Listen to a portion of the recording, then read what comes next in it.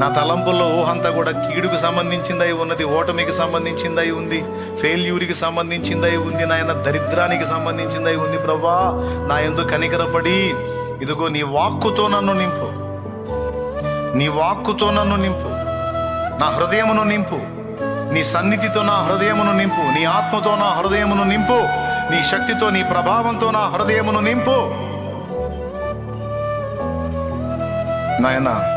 అందులో నుంచి రిలీజ్ అయ్యేటువంటి తలంపులన్నీ ఆశీర్వాదకరమైనవై, మేలుకరమైనవై, దీవెనకరమైనవై ఉండునట్లు నీవే నా హృదయ ఆలోచనలను, తలంపులను అదుపు చేయదేవా అని మనం దేవునికి అప్పచెప్పుకోకపోతే మార్గం లేదు.